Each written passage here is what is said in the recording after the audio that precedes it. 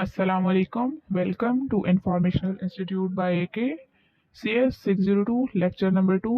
तो चलिए lecture start करते हैं। सबसे पहले हमारे पास है वीडियो डिस्प्ले डिवाइसेस। तो इसमें हमारे पास ये चीज़ गिवन है कि अगर हम ग्राफिक सिस्टम की बात करें तो जो मेन इम्पोर्टेंट आउटपुट डिवाइस है जिससे हम डील करेंगे वो है वीडियो मॉनिटर। क्योंकि हम ग्राफिक्स में pictures and videos images in तमाम चीज़ों से डील कर रहे हैं, तो हमारे पास जो उसका आउटपुट डिवाइस है वो सबसे पहले हम किस चीज़ को देखेंगे, वीडियो मॉनिटर को। वीडियो मॉनिटर के जो ऑपरेशन है वो बेस कर रहा है स्टैंडर्ड कैथोड रे ट्यूब पे। वैसे तो और बहुत सारी टेक्नोलॉजीज एग्जिस्ट करती हैं, लेकिन जो ज़्यादातर हमारे पास वीडियो मॉनिटर है वो किस पे बेस कर रहे हैं, स्टैंडर्ड कैथोड रे ट्यूब पे। आगे सबसे पहले फिर इन्होंने रिफ्रेश कैथोड रे ट्यूब इन्हीं को डिफाइन किया है। तो इसमें यही बता रहे हैं कि कैथोड रे ट्यूब्स हैं तो हमारे पास cathode ray beam of electrons, उनको हम कैथोड रेज भी बोल सकते हैं।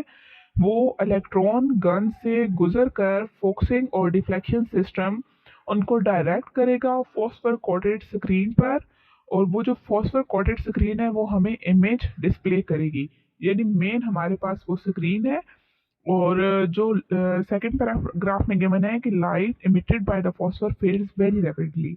वो जो फॉस्फर कोटेड स्क्रीन है उस पे जो लाइट इमिट हो रही है, यानी जो हमारी कैथोड रेज है वो बहुत जल्द फेड हो जाती है, हल्की पड़ जाती है। तो उनको एक ग्लोइंग स्क्रीन रखने के लिए हम बार बार इस प्रोसेस को रिपीट करेंगे।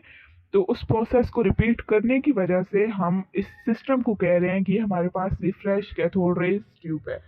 वैसे तो आगे ये बहुत सारे टॉपिक है डिटेल में थ्योरी, लेकिन इस तरह इतनी पेपर में आती नहीं है क्योंकि ये वर्चुअल यूनिवर्सिटी है और इसमें बहुत वो एक स्पेसिफिक क्वेश्चन या आपको बना देते हैं या बिल्कुल थोड़ा सा आपने ब्रीफ करना होता है। तो आगे जो वैसे तो ये छोटी छोटी डेफिनेशंस हैं, लेकिन जो मेन इंपॉर्टेंट है वही आपको करवाई जाएंगी। नेक्स्ट पेज पे हमारे पास है फोकसिंग सिस्टम। तो फोकसिंग सिस्टम की हमारे पास दो टाइप्स हैं। ये ऑब्जेक्टिव टाइप में भी आ जाता है कि हमारे पास फोकसिंग सिस्टम की कितनी टाइप्स हैं।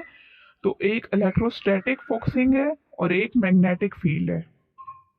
आप बस इनके नाम याद रख लीजिएगा। नेक्स्ट पेज पर हमारे पास थ्योरी है, इतनी इम्पोर्टेंट नहीं है। तो वहाँ पर एक हमारे पास है परसिस्टेंस। इसकी आप डेफिनेशन कर लें और हमारे पास 2 नंबर या 3 नंबर के सवाल में आ सकती है कि persistence is defined as the time it takes the emitted light from the phosphor to decay to 1/10 of its original intensity। इससे निचले पैराग्राफ में हमारे पास रेजोल्यूशन की डेफिनेशन है, the maximum number of points that can be uniquely identified on a CRD is referred to as resolution। वैसे अगले एक lecture में हमारे पास रेजोल्यूशन की डेफिनेशन है तो वो ज़्यादा बेस्ट है, बेहतर है आप उधर से कीजिएगा। Next, aspect ratio is the ratio of vertical points to horizontal point necessary to produce equal length lines in both directions on the screen। मतलब एस्पेक्ट रेशियो हमारे पास वर्टिकल और हॉरिजॉन्टल जो पॉइंट्स होते हैं उनकी इक्वल लाइंस पे उनको मतलब इक्वली जो शो कर रही होती है वो हमारे पास एस्पेक्ट रेशियो होती है।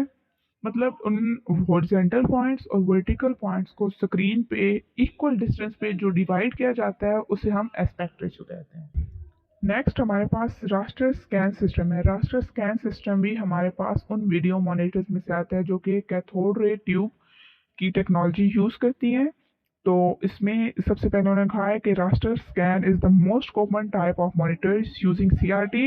इन raster scan picture is stored in the area called refresh buffer और फ्रेम बफर।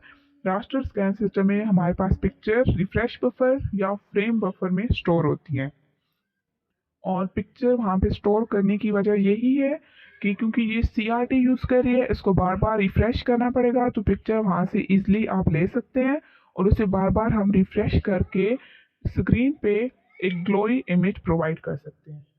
इससे नेक्स्ट पेज पे हमारे पास बिट मैप और पिक्स मैप की डेफिनेशन के बना जो कि मोस्ट इंपॉर्टेंट है, इनका डिफरेंस पेपर में आ जाता है। तो ये आपने लाजमी करना है। बिट मैप हमारे पास होती है ब्लैक एंड वाइट स्क्रीन के लिए, जो कि हमारे पास 0 और 1 दो बिट गिवन होती है। 0 ब्लैक को रेफर करती है, 1 वाइट को करती है। और पिक्स मैप में हमारे पास मल्टीपल बिट्स होती हैं जो कि हमारे पास मल्टीपल कलर को डिनोट करती हैं। इससे निचले वाले पैराग्राफ में हमारे पास हॉरिजॉन्टल रिट्रेस और वर्टिकल रिट्रेस है।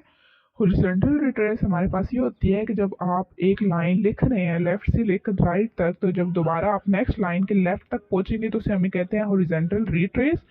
और वर्टिकल रिट्रेस ये होता है कि आप एक दफ़ा हॉरिजॉन्टल रिट्रेस कंप्लीट करके दोबारा जब नेक्स्ट पेज के ऊपर टॉप पे जाएं तो वहाँ पे हमारे पास स्टार्ट हो जाता है वर्टिकल रिट्रेस। यहाँ पे हमने पढ़ा है रास्टर स्कैन सिस्टम। नेक्स्ट है हमारे पास random scan display. Random scan display को हम वेक्टर डिस्प्ले भी कहते हैं, स्ट्रोक राइटिंग या कैलीग्राफिक डिस्प्ले भी कहते हैं। ये ऑब्जेक्टिव पॉइंट ऑफ व्यू से इम्पोर्टेंट है कि random scan display draw a picture one line at a time and are also called vector display, stroke writing और कैलीग्राफिक डिस्प्ले।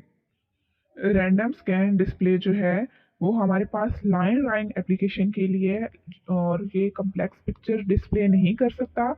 लेकिन जो हमारे पास रैंडम स्कैन डिस्प्ले या वेक्टर डिस्प्ले है उसमें जो हमारे पास लाइन ड्राइंग है वो बहुत ही स्मूथ है और बिल्कुल क्लियर होती है, जबकि जो रास्टर स्कैन सिस्टम है उस पे हमारे पास जो लाइंस या पिक्चर्स होती है वो बहुत ज़्यादा मिक्स हो जाती है। नेक्स्ट हमारे पास कलर सीआरटी मॉनिटर्स है। इस पे हमारे पास दो टेक्निक यूज़ होती हैं। जैसे आपको नाम से ही पता चल रहा है कि कलर सीआरटी मॉनिटर, वो सीआरटी मॉनिटर जो कि कलरफुल हम इमेज हमें शो करवा सकते हैं। उसमें दो टेक्नोलॉजीज हैं, बीम पेनिट्रेशन मेथड है, शेडो मास्क मेथड है। इनमें जो मेन फर्क है वो ये है कि बीम पेनिट्रेशन हमारे पास फ्यू कलर्स जो है वो शो करवा सकता है, जबकि शेडो मास्क जो है वो वाइड रेंज ऑफ कलर्स हमारे पास शो करवा सकता है। नेक्स्ट सीआरटी डिस्प्ले के एडवांटेजेस और डिसएडवांटेजेस हैं। एडवांटेजेस आप कोई से भी दो याद कर लें कि फास्ट रिस्पॉन्स और फुल कलर, यही दो इजी हैं, सिर्फ आप यहाँ तक पढ़ लें। और disadvantage large and heavy and high power consumption. Next है direct view storage device. Direct view storage devices जो हैं वो पिक्चर को चार्ज की फॉर्म में अपने पास स्टोर करती हैं और इसमें हमारे पास एक प्राइमरी गन होती है, एक फ्लड गन होती है जो कि पिक्चर को आगे स्क्रीन तक डायरेक्ट करती है। तो प्राइमरी गन हमारे पास उस पिक्चर को पैटर्न को स्टोर करती है और फ्लड गन जो है वो उस पिक्चर के डिस्प्ले जो हो रही होती है उसको मेंटेन करती है। इसका एडवांटेज ये है हमारे पास कि ये कम्प्लेक्स पिक्चर भी शो करवा सकती है हाई रेजोल्यूशन से। और इसकी जो मेन एडवांटेज है वो ये है कि इसे बार बार रिफ्रेश नहीं करना पड़ता। और डिसएडवांटेज इसका यही है कि अगर हमें पिक्चर का या वीडियो का कोई भी पार्ट रिमूव करना होता है तो उसके लिए हम उसे सिर्फ उस पार्ट को रिमूव नहीं कर सकते, हमें वो पूरा पैटर्न, पूरी वीडियो या पूरी पिक्चर को रिमूव करना पड़ता है। फ्लैट पैनल डिस्प्ले ये सीआरटी टेक्नोलॉजीज को रिप्लेस करने के बाद आया था फ्लैट पैनल डिस्प्ले। इसकी जो करेक्टरिस्टिक्स हैं वो ये है कि ये लाइट वॉल्यूम था सीआरटी से, लाइट वेट था और ये पावर कंजम्पशन जो थी वो भी इसकी लेस थी। आगे इन्होंने यूसेज बताया है कि फ्लैट पैनल जो है वो कैलकुलेटर में यूज़ हो सकता है, पॉकेट वीडियो गेम्स हैं और लैपटॉप कंप्यूटर्स हैं।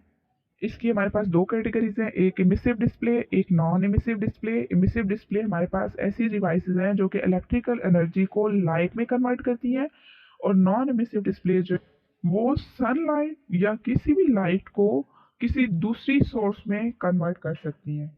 नेक्स्ट हमारे पास प्लाज्मा पैनल डिस्प्ले है जो कि जिससे हम गैस डिस्चार्ज डिस्प्ले भी कहते हैं, जो कि इमेज को गैसेस की मदद से या जो नियॉन है उसकी मदद से हमें एक इमेज डिस्प्ले करवाती है। इसके एडवांटेजेस यही हैं कि लार्ज व्यूइंग एंगल है, good for large format display और फेयरली ब्राइट। और डिसएडवांटेज में आप एक कर ले एक्सपेंसिव और दूसरा लार्ज पिक्सल।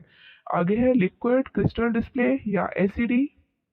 इसकी थ्योरी इतनी इंपॉर्टेंट नहीं है, आप जस्ट इसके एडवांटेजेस और डिसएडवांटेजेस एक या दो कर लें। एडवांटेजेस में ये है कि ये स्मॉल फुटप्रिंट है, light weight, low power consumption है। और डिसएडवांटेज का ये है कि ये हाई प्राइस है और व्यूइंग एंगल इसका बिल्कुल पुअर है और लो ल्यूमिनेंस, यानी इसकी जो हमारे पास लाइट होती है वो बहुत कम होती है। आगे जो नेक्स्ट टॉपिक है 3 डायमेंशनल व्यूइंग डिवाइस या वर्चुअल रियलिटी, इसमें से पेपर में से इतना कुछ नहीं आता, जो आप स्किप कर दें। इस लेक्चर में जस्ट जो इम्पोर्टेंट पॉइंट है वो मैंने आपको करवा दी है, आप यही प्रिपेयर करें क्योंकि थ्योरी में से इस बुक का इतना नहीं आता। बहुत छोटी छोटी डेफिनेशन जो कि डिफ्रेंशिएट में आ जाती हैं इस तरह की आती हैं। तो अगर आपको लेक्चर समझ आया तो इसके लिए आप इतना करें कि चैनल को सब्सक्राइब कर दें और शेयर कर दें।